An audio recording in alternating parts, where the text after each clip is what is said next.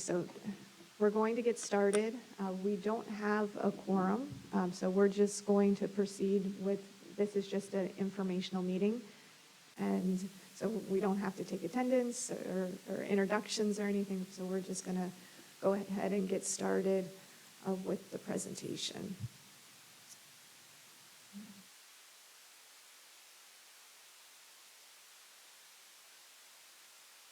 There's a lot that has been going on in the legislative session. It started the beginning of March. House Bill 1 has already, there are a couple bills that have already not only passed, but been signed into law by the governor. And I wanted to welcome Miss Andrews and also say happy birthday to Miss Andrews. It's her birthday today. And I just want to let Miss Andrews know, since she joined a little bit later, that we do not have a quorum. So this meeting is just strictly for information purposes. But we're going to continue just because it is in the middle of the legislative session. There has been a lot of information that's come out, but there isn't a lot of certainty with the information we have. So I think it's good to at least provide the information that's available now, because it'll be much more definitive later in the session. So I wanted to go through just an overview. Happy birthday, Miss Andrews. Oh, and you're on mute. All right. So we're going to start with how districts are funded in the state of Florida. There's equalized funding in the state of Florida. So regardless of where a student lives in the state of Florida, they receive the same amount of funding. There are some adjustments within the Florida Education Finance Program calculation to adjust for factors like cost of living. But there is, since Palm Beach County has a much higher property value, that means that the state adjustment for Palm Beach County is less. And that's the way the state adjusts the funding per student in order to ensure that all students receive the same amount of funding. And that's set in and defined within the Constitution of the state of Florida. This goes back, the funding formula, to 1973. So it's been in place for, over 4 decades. So there have been a lot of changes to the formula, but for the most part, it's been relatively consistent. During the legislative session this year, the House is proposing pretty significant changes to the FEFP funding formula. There are different components of students that are included within the FEFP formula. So when you look right now at the total FTE for Palm Beach County, it includes not only district-operated schools, includes charter schools, as well as voucher students. There's the tax credit program that's outside of the FEFP, and there's also the Hope Scholarship Program, which is funded within the FEFP. When you look at funding and how education is funded in the state of Florida ranks 44th in the nation. And we've come up 2 spots. We were 46th in the nation. So by the most recent information, which I didn't update the dates because I believe it is as of FY21, we now bumped up to 44th. That is still not. There's still a lot of improvement we can have. And if you look at the range from New York is at 25,000. Idaho is the lowest at 8,200. Florida could do much better in terms of prioritizing and funding education. Our per student funding, this slide compares our per student funding to inflation to show that the increase in per student funding has not at all followed inflation. Most recently in 23, inflation has been significantly higher than in previous years. But even comparing to previous years, there is a significant gap between the per student funding and inflation. When you're looking at the FEFP funding formula, This is just a high-level overview for you to see all the different components that go into the funding formula. So you have students, regular, what we call unweighted students, and you multiply those times the cost factor. So each student, they're given a program number, and based on that program number, that equates to a weight. And when you look at those higher weights, the 101, 102, 103, and the 111s, 112s, 113s are all weighted the same. The only difference between those are just regular kindergarten grade 1 through 3. The reason why they have a higher weight than middle school and high school is because we have higher or lower class size requirements for K through 3 than we do for the other grades. When you're looking at the funding for ESE students, the 111s, 112s, and 113s, they're weighted exactly the same as a regular student. And that's because within the FEFP funding formula, there's an additional allocation that's called the ESE guarantee. And that's supplemental money to benefit those 111s, 112s, and 113 students. So it's on top of that basic funding that we receive. When you look at the 254s and the 255s, those are your highest need ESE students. And so that's why they have such a significant weight of 3.6 and 5.4. There's also an additional weight for ESOL students. And so all of these different, what we call categoricals, are then added in to the FEFP funding formula to come up with what you end up having is your, the total funding from the state.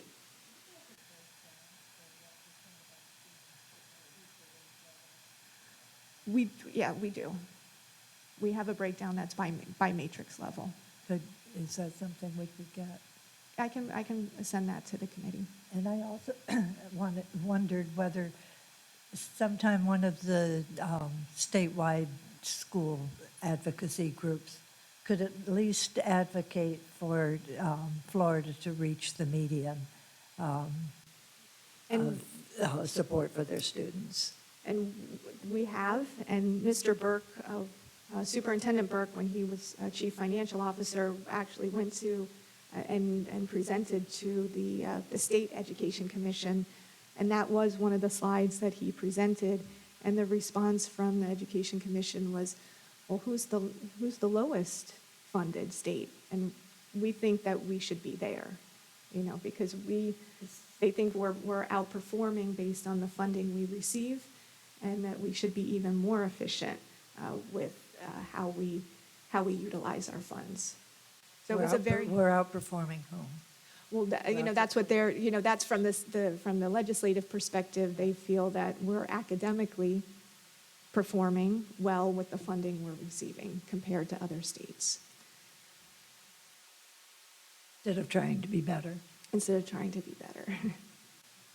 So it was a interesting perspective. I wasn't expecting that, but I remember that was several years ago when Mr. Burke presented.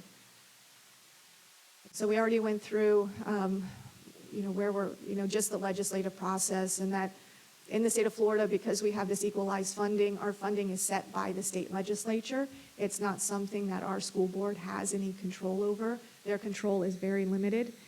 So if the RLE or if the millage rate isn't set by the state legislature, it's capped by state legislature, or the board has to actually go out to the voters to get approval, like we did for the referendum for additional funding.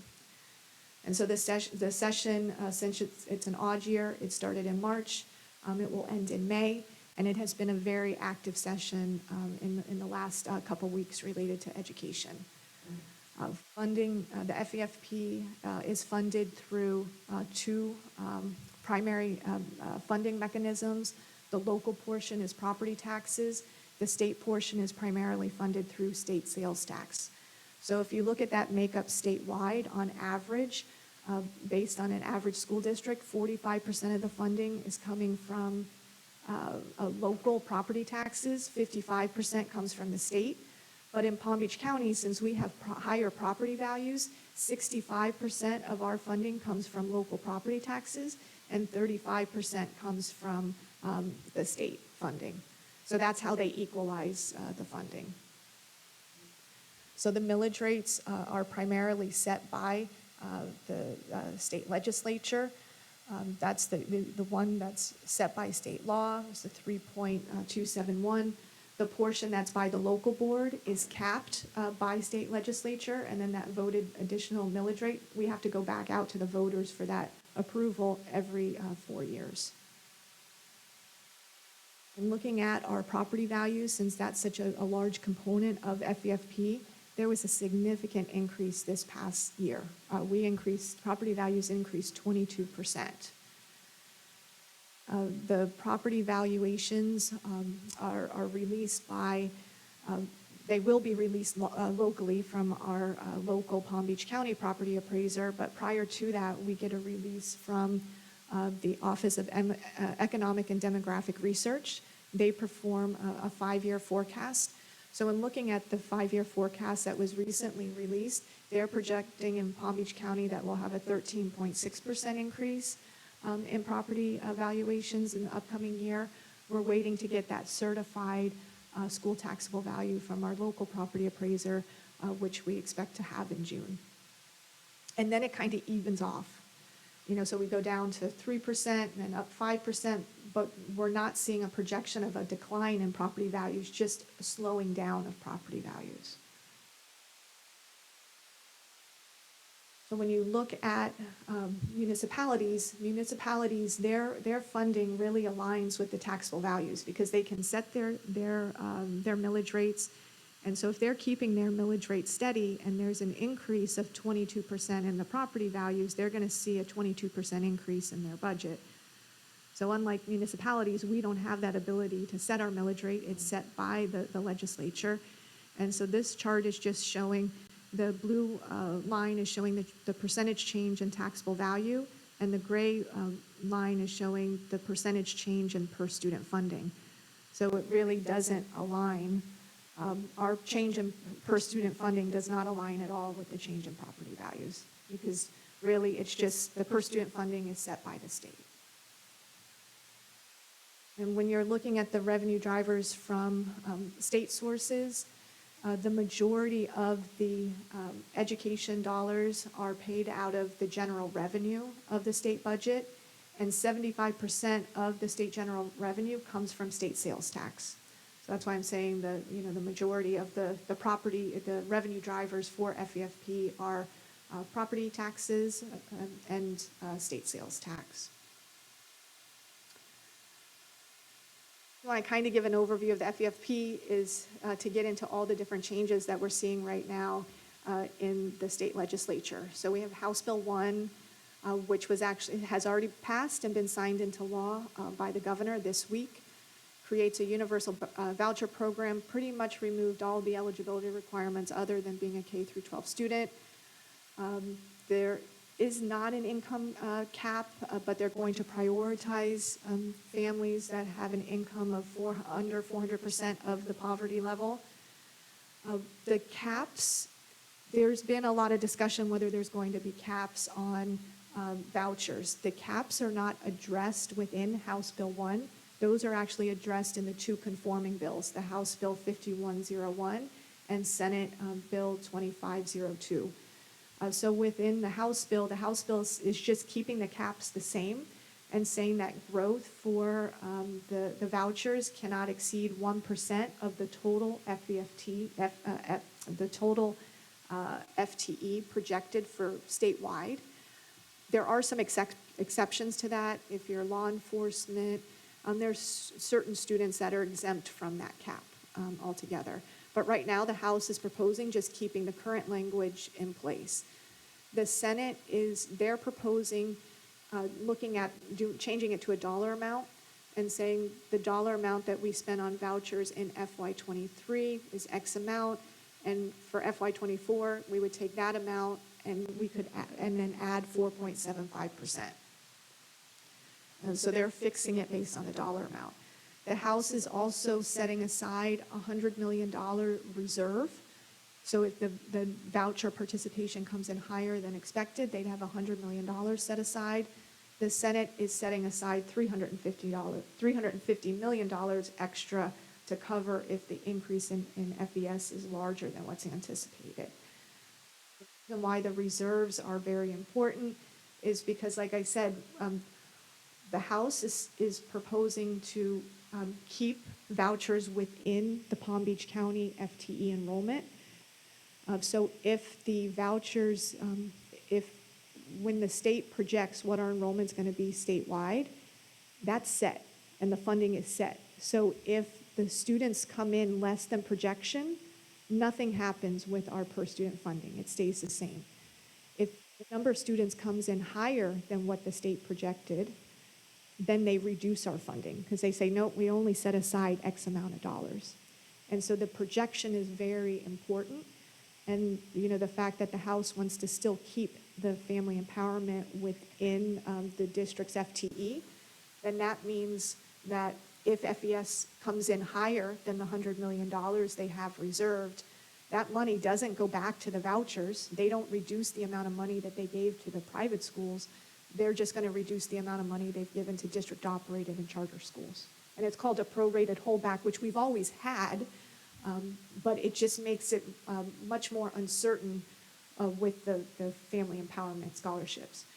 Because it's not that these students are exiting district-operated and charter schools, they're just adding students. More people are More just being added that never would have been in public school anyway. So that's with the House bill. The House is also replacing the So district. there's no way that reserve comes back to the public schools if the public school They would, enrollment is higher. no, the way that we would be funded based on the number of students. But if the number of students exceeds statewide, there's a prorated holdback statewide. But that prorated holdback only impacts district-operated and charter schools because they've already passed the money through to the private schools. So with House Bill 1, they also added a waiver for the cost per student station requirements because the cost of construction has been so high just for the next couple years. We have told facilities that that is not a blank check. They're still required to keep costs as low as possible, but at least it was nice to see that the at the legislative level, they're recognizing that increase in costs have really been exponential. They added some other waivers on transportation, where you're allowed to use smaller vehicles to transport students, some certification waivers, and I didn't get into all of those. I was more focusing on the budget impact. With the House conforming bill, they are, as part of the FEFP, we have what's called the district cost differential. That's a way to, it's like a cost of living, because living in Palm Beach County is a lot more expensive than living in Jefferson County. And so each district has a calculated district cost differential, and it's a 3-year rolling average each year. The House is proposing changing that to something called the comparable wage factor. It doesn't have that significant a difference. It's pretty similar to our district cost differential. But what the House also said, there were some districts that were below 1. We were always above 1. We were 4% above because it is so expensive to live in Palm Beach County. There were other districts that were 99% or 98% or 97%. Their district cost differential was less than 100%. And so what the House is proposing, no district should be below 1. So all of those districts are getting a nice little bump. And we're going up. That if nobody should be below 1. Then Yeah, so that's just money that's, being taken. we put ours up. It did not but it didn't. Ours actually went down slightly. But at least it was close. It was not a significant decline. The House also added 2 additional categoricals. And then the House is also proposing collapsing. They added some, and then they're collapsing other categoricals, eliminating some of the categoricals, which I'll show on another slide, and moving them into the base student allocation. And the reason behind that is, and I think I mentioned this in in a previous Budget Advisory Committee meeting, that then it gives the justification as to why the private schools are receiving a portion of those funds, because if it's all in the base student allocation, it's not specifically set aside for teacher salaries or instructional materials. Because the question would be, shouldn't they have to spend it on those categoricals as well? So they're proposing to collapse some and put them into the base student allocation. Although the legislation goes further to state we still need to use those funds for those categoricals. So they're taking them away, yet they're still saying we have to spend the money on it. So all it does is hide the fact that they're not giving us enough money to pay for those programs. Like a textbook adoption, I think I mentioned this as well. We get receive about $14, $15 million a year in our instructional materials allocation, yet it costs us $20 to $25 million to do a textbook adoption. So with the Senate implementing bill, I already mentioned what they're doing with the caps, and then they added some additional flexibility related to the salary incentives. I told you in the past that we have the teacher salary categorical, and the state is legislation is very prescriptive on how we need to allocate those funds for raises for teachers.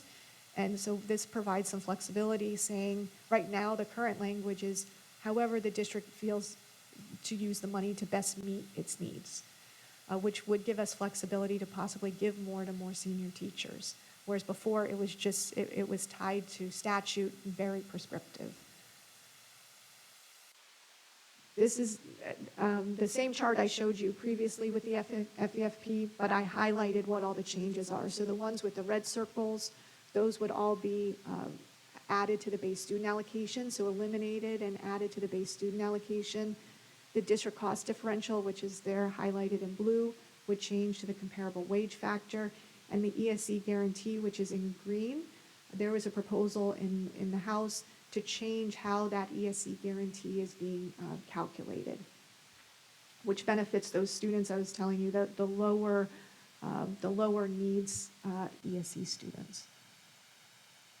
So some additional bills, House Bill 401 is sovereign immunity. So we're still at the same levels I believe we were at from our last Budget Advisory Committee. The House is setting the limits. Right now, the limits are 200, 600,000, 200, 300,000 for sovereign immunity. The House originally came out with no limits at all. Then they revised that to 2.5 and $5 million per occurrence. The Senate is at 400,000, 600,000. We have House Bill 633 and Senate Bill 1236, which is pretty much eliminating the penalty for compliance with class size. But we still have to comply. We still have to tell DOE how we're going to get into compliance, but there wouldn't be an actual dollar penalty like we have right now. The civil remedies tort reform, this was actually passed. There's a lot of beneficial language within this bill for the district, so it will be interesting to see if it actually stays in place and isn't challenged. There were thousands of cases filed right before this was approved by the trial attorneys. And then this is a huge change. So looking at House Bill 239 and Senate Bill 724, the last Budget Advisory Committee, the only FRS proposal that was out was from the governor. And I was worried about that because it was 2.5%. And the governor was proposing, leaving the program status quo, but adding a cost of living increase for everybody who retired as of June 30th of, I think, 2022. The Senate came out and they said, let's leave FRS status quo. And so just to increase, our unfunded liability, it would be a 0.7% increase, which for us is equal to Palm Beach County $7 million. The House just released their proposal. This is a change from the presentation that I sent out to everybody because it came out the day that I released the presentation. Their proposal is 5.7% increase. That's a $57 million increase just for Palm Beach County. It's a $1 billion increase statewide. As CFO, not supportive. It's way too expensive. Don't know if it would be sustainable. But I've been joking about it that as a member of the pension plan, very supportive, and hope it does get approved, because what it's doing is it's adding back the cost of living increases that were taken away for pre-2011. And a lot of other initiatives as well for the safety personnel. So it will be interesting to see what happens. I don't think we're going to be at 60 million, but I think it's going to be somewhere, it's not going to be 7, so it's going to be somewhere in between. And that's a significant amount of money for anybody. And then looking at it statewide at $1 billion. Then we have House Bill 733 and Senate Bill 1112. This one, it has a financial impact. That was why I included it. It's an initiative, I think it's of the House number, that we should not be starting our middle schools earlier than 8 a.m. and high schools earlier than 8:30 a.m. just because of the needs of the kids that they need to sleep in. This has a significant impact to our transportation because we do 3 runs. I know Mr. Sanchez can speak to that we're concerned about the financial impact. Not only the financial impact, it's hard to hire. We haven't filled all of our vacant bus driver positions now to have to add additional routes. Yeah, we currently have over 100 vacancies for bus drivers right now. And this would force us, currently the schedule is high schools typically start at 7:30. The elementary schools start at 8 o'clock, then middle schools start around 9 or 9:30. So this would be this would probably force us to make elementary school start at 7:30. So now the concern then you have smaller children waiting for buses in the dark. That's the trouble. So I mean, there's a bunch of other issues, implications to sports and students being able to work after school and all that kind of stuff. Right. So there's other implications. So, but again, this is one that seems to be moving with a lot of steam forward. So. The good thing is that it gives us 2 years or 3 years actually to make the adjustment if we need to do that. But that is a challenge that we have to face. 9:30. No, right now middle schools end at about 4. Yeah, so maybe 4:30. So yeah, a bit later. So any after-school programs that children are involved in are affected. There'll be impacts. We'll be running lights for Do we have sports. lights on all of our We have lights on all of the schools, but middle schools? well, we don't have athletic facility lights at our middle schools. No, in fact, we have some high schools that still don't have some lights on softball and baseball fields. So yeah, there would be implications for that as well. And so we just had Mr. Parks join, so we actually do have a quorum now for the meeting. So thank you, Mr. Parks, for joining. I appreciate that. Because I know that you had some other meetings this morning. So normally, the House has released a proposal, the Senate has released their proposal, and then normally at this time, I would be showing you a very detailed comparison of where, what the third calculation looks like, compared to the governor, compared to the House, compared to the Senate, number-wise, where are we, and then how I plan to balance our budget. There's just not enough information for me to make that determination right now. And the reason is because they're fundamentally changing FEFP, especially looking at the House. So I'm just going to do a high-level summary of the proposals because I cannot tell you what the dollar impact to the school district will be. And in looking at the House proposal, the difference right now between the House and the Senate is the House proposal is including FES within the total enrollment. So when I look at their detailed run, it's showing total unweighted FTE of 3 million students statewide. But if you compare that to the Senate, there is a difference of 40,000 students. So the House is at 3,058,000, the Senate is at 3,098,000. The reason for the difference is all related into the family empowerment scholarships. So the Senate is proposing, right now, they're estimating there's 244,000 students will participate in the voucher program. The House is at 204,000 students. The reason for that difference is that House Bill 1 was moving very quickly through the legislative process. Like I said, it's already passed and been signed. So there was a survey that was sent out to all the private schools that are currently not participating in the voucher program, asking them if they would participate in the voucher program next year, and if they plan to participate next year. And 30% of them said, yes, we're going to participate. So the Senate's estimate of the 244,000 includes those additional private schools that said that they would participate.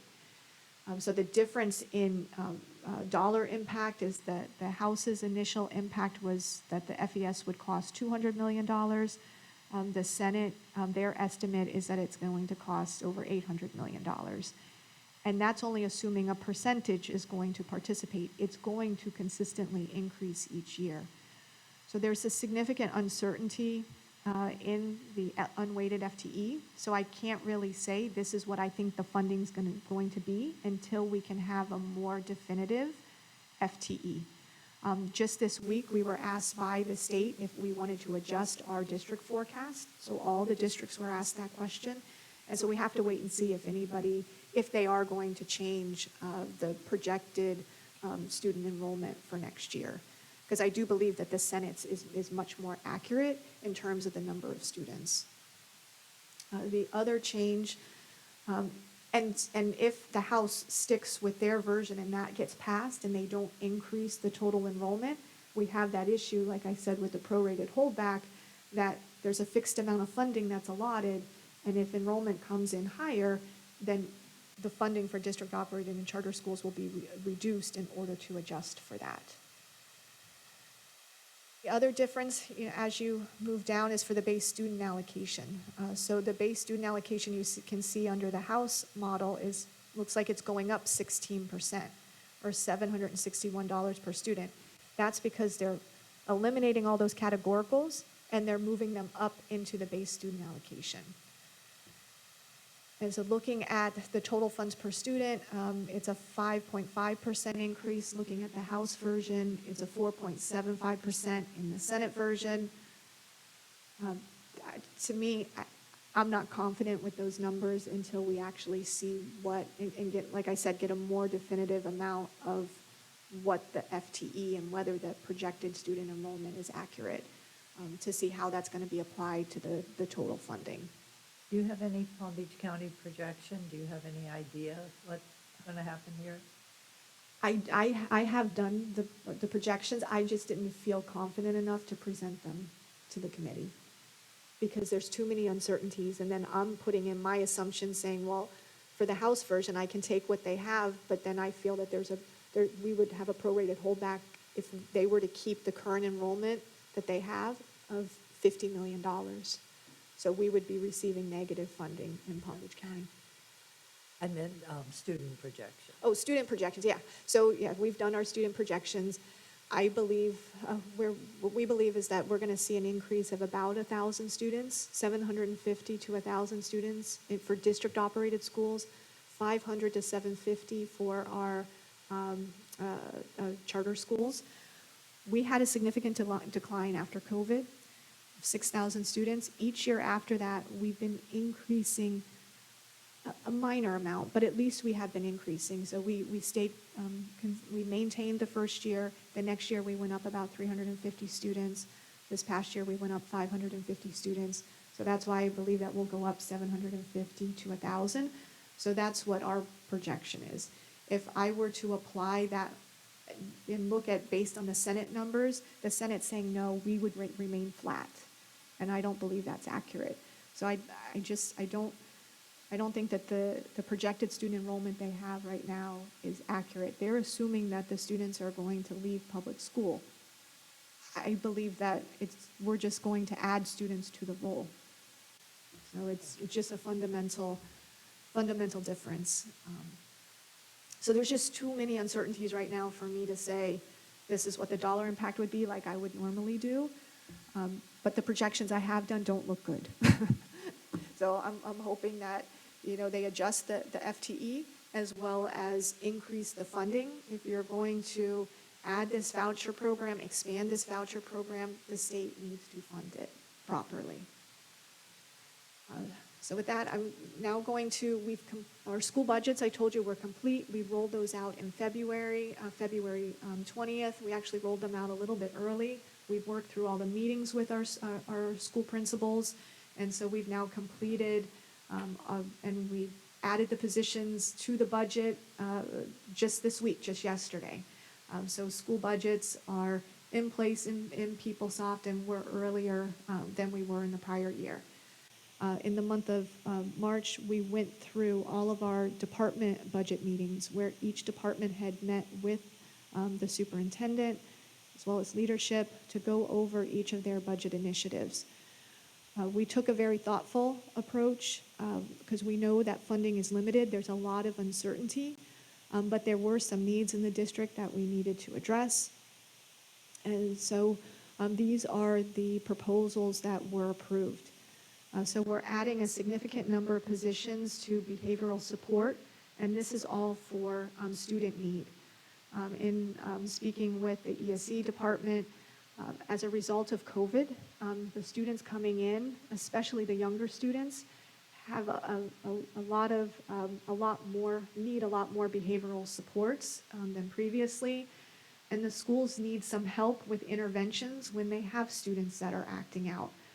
So we have about 15 positions that are primarily for that purpose, as well as state compliance as well, because there's been additional state compliance related to behavioral health and just keeping up with all the state mandates. We're adding additional positions there. And also, we have a program, something called Child Find. Those are all of your pre-K students, making sure that we identify those pre-K students that have special needs early, intervene early to hopefully minimize the supports in the future. As a result of COVID, we've had significantly more students identified, so we had to add more support staff to help reduce that backlog of students identified. We have been the last few years expanding our K-8 schools. Well, an unintended consequence with that is we have a middle school after-school program that's specific for middle school, and we never expanded that to our K-8 schools. And the difference between our regular after-school program and middle school after-school program, the middle school after-school program is academic focused, and it's funded, a significant portion of it, it's heavily subsidized by the school district. And so we decided as a district that we would expand the middle school after-school program to the K-8s. And so that middle school, so the after-school care, which is really, like I said, academic based, will receive the subsidized funding from the district. So to do that for all of our K-8 schools will be $200,000. Adding a library media services personnel, we've had significant state mandates, and the fact that we're only going to add one, they truly do need the supports to ensure that we comply with all the state mandates that come out. Within our purchasing department, we've had a significant increase in the volume of work related to all the construction and deferred maintenance that we've been doing over the past several years. So we're going to add a purchasing manager as well as a software and third-party administrator to help us with, to manage all the insurance compliance tracking of all of our vendors. We have had a significant number of state mandates, related to library media, other areas as well, where we need to produce trainings internally for our staff. And we have to certify to the state that the staff have been trained. So we needed to add an additional person to assist with creating those webinars and trainings for the district. Communications department, there has been a significant workload added to the communications department. and they need some additional support so that they can help focus on recruitment and retention. You know, Mr. Sanchez spoke about just with our bus drivers, the amount of vacancies he's facing. He's also facing that with his maintenance as well, all of his areas. It's been difficult in the district, you know, for teachers, police officers, operations. So they're, you know, looking to help for recruitment and retention, provide those supports from a communication perspective to increase our recruitment initiatives. And then this is just a whole bunch of other stuff. We have an increase in just our normal software costs, an increase in our courier costs, because it's difficult for them to hire as well, but we have in our bargaining agreements that we have to pick up. We still have cash at the schools, so we have that in our bargaining agreements. So we have an increase in the courier cost. That alone is $75,000. Increase in the cost to store our records, and then overall increase in professional development and custodial and grounds, like you saw around our district, you know, just to add mulch, you know. So those are the department changes. In looking at, I also wanted to show the comparison of the enrollment, just so that you could see the impact of vouchers over the past 4 years. So the vouchers were implemented in 2020, and so you can see the increase in vouchers from 2020 to 2021 was about 600 students. The blue bar is district-operated schools, orange are charter schools, gray are the vouchers. Prior to 2020, it was just McKay. So McKay was a scholarship for special needs students. So now it's not just McKay, it's everything is all lumped together into one. So I just kept it combined in that, the top part of the bar. So from 20 to 21, the first year, the implementation of the vouchers, we had an increase of 600. So by 2023, we were already up to 8,000 voucher students. The charter school students remained relatively consistent. District operated remained relatively consistent. Looking at the 3 proposals right now between the governor, the House, and the Senate, just in Palm Beach County, we would increase nearly 10,000 voucher students next year, bringing us up to 17,337. And by 2025, I believe the voucher students would exceed our charter school students. It took us over 20 years to get to 20,000 charter school students. It would mean that in 5 years, I'm saying we're potentially going to, the voucher students are going to exceed the number of charter school students. So it's just going to be an exponential increase each year until, of course, you know, all of the private school students are funded within the FEFP formula. In looking at our fund balance has increased since we've received our ESSER funds. That has been planned. We were able to use our ESSER dollars for operating expenses. There was no supplement, not supplant issue in regards to those grant funds. And so it was meant for districts to help build up and bolster their fund balance. But what we have to be very careful of, those are one-time funds. So when we go to spend those funds in the future, we have to make sure to not use them for recurring costs. And the risk of using those for recurring costs, you know, is highlighted here when looking at, you know, some other districts. So the way that the state monitors our district, the health of each district is through the financial condition ratio. And if you look at that the purple line is Hillsborough County Schools. The blue line is Orange County Schools. So Orange has a 1 mil referendum. They were afraid to use that 1 mil referendum for any recurring costs, so that's why their fund balance kept increasing.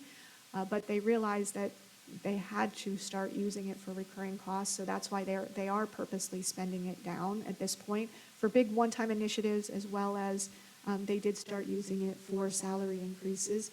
But when you look at Hillsborough, the purple line, they did have, at one point, the highest fund balance in the state. They were the model district of the state.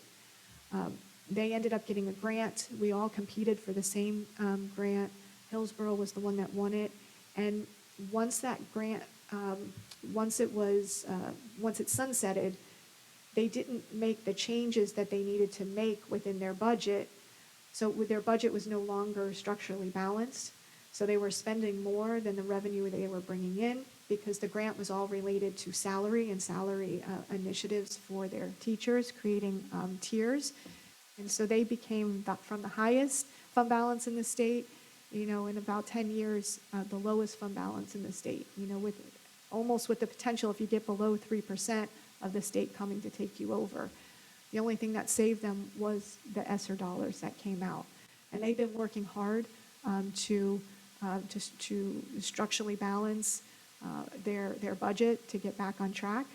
And they were able to increase slightly, but that goes to show what happens and how quickly it can happen when you spend your budget, your one-time funds on recurring costs. So now we're going to get into the capital budget. New York, I just wanted, this is just an aside, in New York State, when everybody's fund balance was getting high, the state just took everything above X%. And Ms. Frederick, we remember Hillsborough. It was a terrible time for them, so we're thankful that we never got into anything like that. Everybody knew about it. It was just really a bad time. They're trying to crawl out now, but we never have ever gotten into a place like that, and we really felt so sorry for them. They're trying to kind of make it back. Yeah, and Mr. Parks?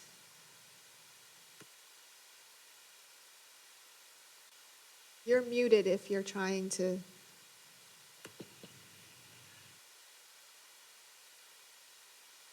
Well, just as soon as you unmute, just feel free to talk and we'll stop the meeting for your question.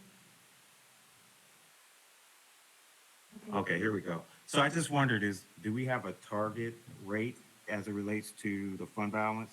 Is there a target percentage? We are required by state statute that the unassigned and assigned fund balance cannot go below 3%. And so that is the amount that we have as our target. And we have a board contingency, a board policy that sets aside a board contingency of 3%. So as a school district, and based on the size of our budget, the recommended amount from the GFOA is between 5 and 15% of your total revenues. The larger the organization, usually you're on the lower end of the percentage just because of the size of the budget, and it does help to minimize, the uncertainty and the flux. So we are on the low end of the range. When you look at the unassigned, and let me see, where were we in ours? We're up to 12%, so we're still within the range, but our plan is to spend down that fund balance that we've been building up, which is what we also did and consistent back when we had our ERA funds back in 2008. It helps to give us a soft landing of those initiatives that we've been implementing within those ESSER dollars. The ESSER dollars are going to sunset of June 30th, 2024. And I'm working now in order to shift those funds and absorb those funds back into the general fund. And I've started in 24 so that we're not absorbing all of those costs come 2025. Okay, thank you. So our goal is to stay above whatever the state mandates. The state mandate is just a minimum. Okay, good morning, everyone. And I apologize, I've missed the last few meetings. I've been conducting trainings throughout the state. So some of you are new faces to me. So thank you for letting us talk about the capital budget some today. My name is Leanne Evans. I'm the treasurer for the district, and I also manage the capital budget and work very closely with the construction team that's here with me today. So the legislation that we're looking at, Ms. Frederick already talked about the cost per student station, which is going to help us significantly. But the charter school capital outlay funding, there is House Bill 1259, Senate Bill 1328, that is proposing that we share the 1.5 mils, which is the capital outlay millage that we have, with charter schools on a per student basis. This started out last year with a request for a study from OPAGA, which is a research arm of the legislature, their recommendation is that we share with charters, but on a needs base, because the capital budget is used to repair and maintain and build buildings. It's not normally, we don't do it on a per student basis. It's very hard to do it on a per student basis. It doesn't really make sense when you're talking about capital expenditures. But the bills that are out there right now both propose using the dollars on a per student basis, that we would be sharing that money with charter schools. There is some differences between the House and Senate. The House continues to provide PICO dollars, which is what they've been giving to charter schools, and we would need to cover the difference on that. The Senate does not include PICO. So over our 10-year capital plan, the impact to the capital budget ranges from $306 million to $427 million. So we'll have a significant impact on our capital plan. And our capital plan, we're required by state law to do a 5-year. We started doing 10 years when we did the last sales tax so that we could cover the life of that tax. We have found it very helpful to do that long-term review. So everything we have is 10 years. And this first slide, I'm not going to go through this project list, but these are the projects that were approved in our last capital plan. We've indicated with a 1 or 2 in a superscript if it's in design or under construction. And we've indicated for most of them when the facilities would open based on the upcoming capital plan. So that's really the starting point. And from there, we start looking at changes. And that's what we do every year with our capital plan. We start with the last and then make changes. So at this point, am I covering this slide? I get it. Okay, I'm going to pass it over to Mr. Sanchez, Chief Operating Officer. She asked that question because it does talk about money. We'll And- chime in. Yeah, so you can join in when we can. So I'm Joseph Sanchez, the Chief Operating Officer. So this slide, as it mentions here, is some major projects that we're looking to just pause for right now, put on hold because there's several different unknowns, as was already covered by Ms. Frederick and to some extent Ms. Evans. So one of them is the last slide you just heard about, which is legislation which may take some of that 1.5 mils and ensure that we're charter schools. That's a concern of ours. The voucher expansion is a major concern and how that impacts us. Obviously, that impacts the operating budget, but it could impact the capital budget as well because that could determine how many students we have in our schools and how much space we actually need for students. And then we're coming towards the end of our referendum, and we're contemplating renewing our sales tax, and that could generate some additional income for us, which may hopefully bring back some of these projects if we do go forward with that and the voters do support it. So the projects that we're looking at are phase 2 of the historic Roosevelt High School and historic Carver High School, 2 separate projects, one in West Palm Beach, one in Delray Beach. Both those projects have some improvements that Carver is actually finishing up right now. Historic Roosevelt is currently in design phase for phase 1 of both of those projects.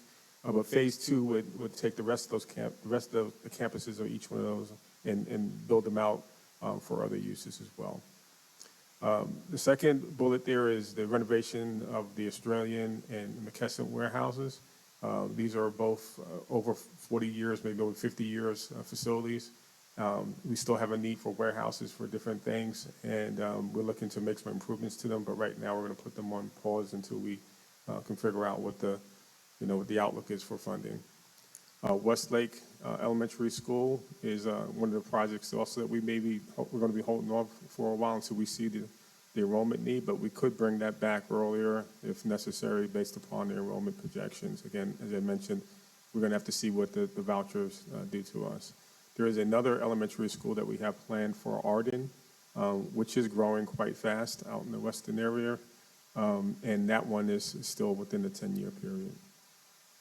And then River Beach High School is a project you may have heard a lot about, the board discussion about recently. We're also going to put that one on pause until we have the need based upon enrollment for that one. So we just feel that these were primarily be funded through new debt, and debt has to be paid for some way or another. So that comes out of our millage too. So we want to make sure we don't incur debt that we can't afford to pay for. So that's the reason why we're putting these on pause right now.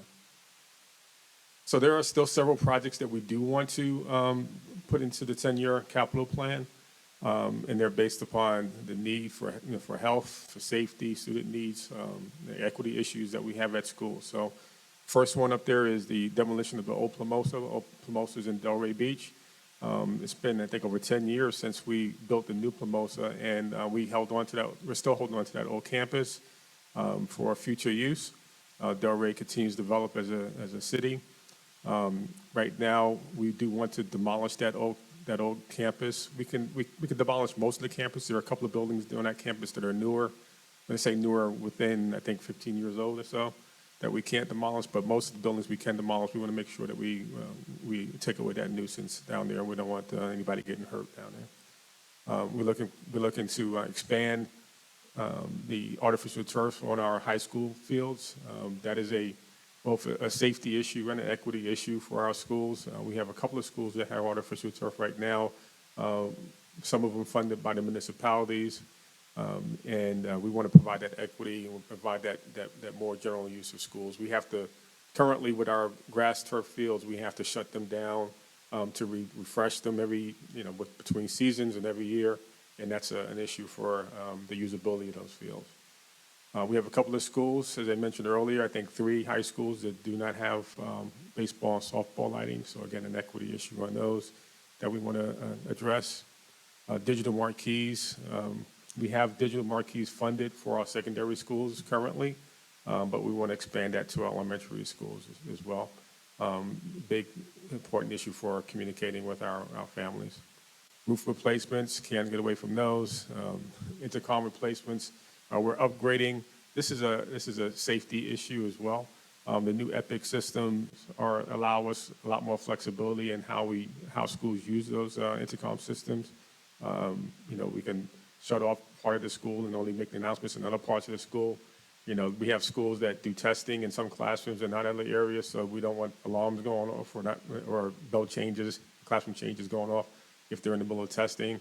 So the EPIC system has a lot of flexibility and allows us to do that. Waterproofing painting. This last year, we put on a major program to paint 100 of our schools. A lot of our schools haven't been painted in over 20 years. So we're making a major effort to catch up. And of course, the waterproofing part of it keeps the water from getting inside the buildings and causing indoor air quality issues. And the painting adds to that. Waterproofing also makes the schools look a lot better. So we're doing both the exterior and interior. And that's going to be a big improvement for our schools as well. Electrical upgrades, continuous improvement we need to do there with lighting upgrades and switch gears and things like that. Major security projects, their BDAs are basically the repeaters within the schools and make sure that radio signals can get through from first responders. Metal detectors we're adding to our high schools. Security vestibules we're adding to all of our schools, which is going to add that level of protection. Another layer, we have a very layered approach to how we do our security systems. And then window film we want to put on windows to make sure that they're shatter resistant. And then there's some IT projects, some IT improvements we want to make as well. Right, we're adding 2 techs and 1 specialist to support the new intercom systems. It's technology now instead of hardwired intercoms. So we have IT staff that will be managing those, and it's new for them. So they need a position for that. The big flat panels that we've got in all of our schools, the warranty is expiring on those, and that included on-site repair and maintenance of the facility of them. That's going away, so we need a staff person to help with that. Those 2 people will be cross-trained. It takes 2 people to lift one of those flat panels, so they'll be working together between the intercoms and maintaining those flat panels, and then the specialist that would be in the office managing all the documentation and tracking it and ordering bulbs and the different things that are needed to maintain all the equipment, because now we're so technology-based in our schools. So that's really the big staffing change. When Ms. Frederick went over the department changes, that's the biggest one. There are certainly changes within departments, but they all netted out. So this is the only one that had an increase. I think I was picking it up from here. Mm-hmm. So the capital plan is. There was one question. I don't want to get down into the minutia, but I've watched a lot with the metal detectors and the pilot program. How many do we have participating next year in the district? There's four, for, yeah, four high schools. just an idea on what that cost for, Yeah, I don't have, that's okay, that's okay. I just, I have it, I can't remember what it is, though. it's okay, it's all right. I I just- thought it was I think 200. it's 225,000 apiece. Yeah, I would say it was about 200,000. Right. Thank you. And it varies on the size of the school and how many units each one needs. So it's definitely school by school. And they're also movable, so they're not, my understanding Yes. is they're movable, they're not Okay. actually fixed. Okay, thank you. So the capital plan is balanced when we look at all the needs, how much money was in reserves, the increases in property values, the things that we're projecting, we're able to balance it over the 10 years. Projects will be spread out across those 10 years. So all the things that Mr. Sanchez talked about are going to be phased in over that 10-year window. Unfortunately, we can't do them all at once, as much as we'd like to. We're spreading them out based on when funds are available. We also are dealing with increased costs.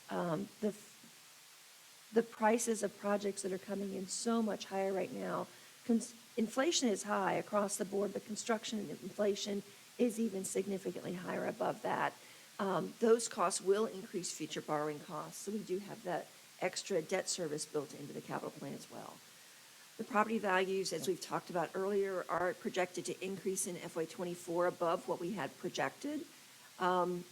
We think most of that will end up going to the charter school, assuming the charter school legislation is passed, that would just be passed over to charter schools.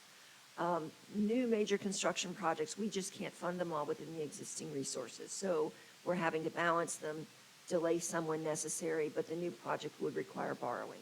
For new schools, modernizations, additions, we always borrow for those and pay them off in as short a period of time as we can fit into the budget. We don't like to borrow. Everything used to be 25 years. If we have capacity within the debt service model, within the budget, we shorten that up. We did a transaction last year that was 14 years. The one we're projecting is 17 and 18 years. We model it at 20. We look at what's available. We'll probably be pushing that out based on some of the challenges we're facing right now with sharing capital outlay millage. But there's certainly challenges with the capital budget and how we're going to balance that. I have a quick question. I mean, aside from, funding priorities, do some of those projects also take priority based on certain conditions that are going on, like security, for example? I mean, would that take precedent where the money's going to go first? Absolutely. There was, Given when we what's happened. looked at balancing the plan, the security projects that were requested for the first year all stayed in the first year. We didn't look at moving those. We tried to, roofs, and they're laughing because I always talk about roofs. If the roof isn't secure, then what does it matter what else, other changes we're making in the building? So we absolutely are trying to prioritize based on need, and I defer to this group and others to help set those priorities. What are the most important things? But certainly security is number one, and those were funded as requested. Other things are being shifted out. Even roofs, we don't have the ability to fund all the roofs that were requested for FY '24. So those are being shifted out. Everything is being And it's not even the funding, you can't also get enough people to do the work. That's a challenge as well. So it's prioritizing based on the need and also when it can get done as well. And so that's why we had to, with all the uncertainty that's out there, we had to say, we recommend putting these major construction projects on hold because there's all these other things that we need to do for the health, safety, and student needs. We still have the ESSER funds. The ESSER funds sunset June 30th, 2024, but one of the requirements is I have to present out at least every 6 months about the ESSER funds. So looking for public comments. We haven't received any lately. I have received some public requests in the past. We recently went through a review with the state of Florida of our ESSER $2. They asked for an extensive amount of information. We're waiting to get some feedback from Florida Department of Ed, but it does appear that they agree with how we spent the funds. It was very flexible, and that was the intention from the federal government.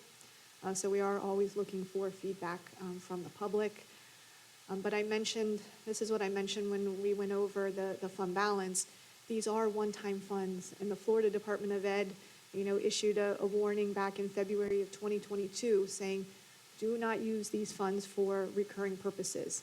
We made a very strategic effort to not use them for recurring purposes. The positions that we added about 370 positions, about 300 of them are filled.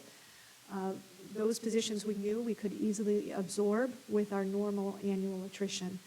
So we made sure to not add more positions than we could absorb once the grant sunsets. And we need certified teacher positions. So we have a place for those individuals to go. And then the increased costs that we've incurred, increased custodial costs, because now we just use more soap, we use more paper towels. I built that into the budget starting in FY '24. I moved summer school, the expanded summer program, back into the general fund this year in I started funding it in 2023, but also in 2024. I couldn't fund all of it because we ended up getting another summer school grant from the state. So even though as much as I'm trying to move some of this stuff back in, they're still not letting us. But we are making a concerted effort to be proactive to minimize what that funding cliff looks like. But we have, like I said, built up the fund balance to help give us somewhat of a soft landing. I do want to mention, and I did not add it into the slide. Well, first, we're going to continue to work on balancing the budget. I need to know what I'm dealing with first before I can balance it. We've always been able to balance the budget. Depending on what FRS is, it might end up being extremely difficult. I don't know how much we would be able to have set aside in raises. If, worst case scenario, we have to spend $60 million for an increase in FRS, and we're also looking at a potential, we're having our coalition health bargaining, not next week, but the following week, to look at our health plan. And we do have to address that our expenses, our claims are exceeding our premiums. That is going to have to be addressed. But whatever money we end up spending for that, that's money we can't use for a raise. And so, it is going to be a difficult year, especially with the ESSER fund sunsetting all at the same time. We have that uncertainty in enrollment with the vouchers. We have the sales tax, which is most likely going to sunset early for a good reason. Our state is doing well. The sales tax is coming in much higher than anticipated. That's the reason why it's going to end early. But then we need to work on what we need to do to make sure that we can renew that so that we can keep moving forward with all this deferred maintenance. There was, what I don't have on here, is that there is the litigation that we're still in with the charter schools. We did get a opinion back. We were waiting for something back from the 4th District Court of Appeals. So now we are considering, how we're going, which is sharing the first 2 years of the referendum. So if you remember, this goes back to 2018. 2 charter schools did sue the district. It took 2 years. We went, the district prevailed at the lower courts, even up to the 4th District Court of Appeals. It was reversed with an en banc hearing. We tried to appeal to the Florida Supreme Court. They declined to hear the case. And so we started sharing the funds for the last 2 years of the referendum. But where it was silent was what we were supposed to do with the first 2 years. So we now are looking at whether we need to appeal up to the Florida Supreme Court, because we would be looking at potentially $45 million that the district would be required to pay out. So that's something that we're monitoring right now as well. Is there any insurance that covers that? The district is self-insured. So we insure it. So that there's a lot that will impact potentially this upcoming budget. And we're looking at big numbers too, and that's not even including salary increases for employees. And so I'm always doom and gloom. And Mr. Burke said, do you think you're going to reach, that you might be at somewhat cautiously optimistic? And I'm like, not at this point. Really, it's not looking promising at this point. A lot can change in the legislative session. A lot can change. So I can be hopeful, but it's unlikely. That's kind of where there's a lot that we need to consider. Fingers crossed. Yeah, fingers crossed. I mean, we can hope. We can hope. So we have our board workshop is on April 12th. The last day of the session is May 5th. And so then our next budget advisory committee would be on the 26th. So that gives me enough time to balance the budget. I went over all, no changes in the school budgets, other than aligning based on enrollment. I went over the changes in the department budgets. The capital budget is balanced over the 10 years. Ms. Evans still has to go back and balance it by year, which is a lot of work. But we're in better shape than we've been in prior years, I would say, because we really took a hard line to say, no, there's too much uncertainty. We cannot be talking about adding more things, not in this environment.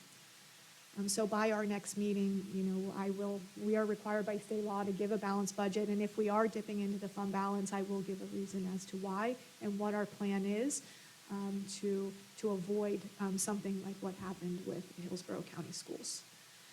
There is one more change. So tentative adoption is August 2nd. Final adoption, we had to change to September 6th. So if you remember, it was September 13th, I believe. Because that was it was on a board meeting day, we had to change it and move it up a week earlier to September 6th. So that was a change since our last meeting as well. So with that, we now actually have a quorum, so we could go, I'm going to pass it over to our chair, since Sherry Brown is out. Ms. Benino is the chair, so we can did have a meeting today, which was great, so the only item we'd have to vote on would be the minutes. Hi. Hopefully, everybody's had an opportunity to review minutes from our last meeting, so looking for a motion to approve. So moved. Second? Second.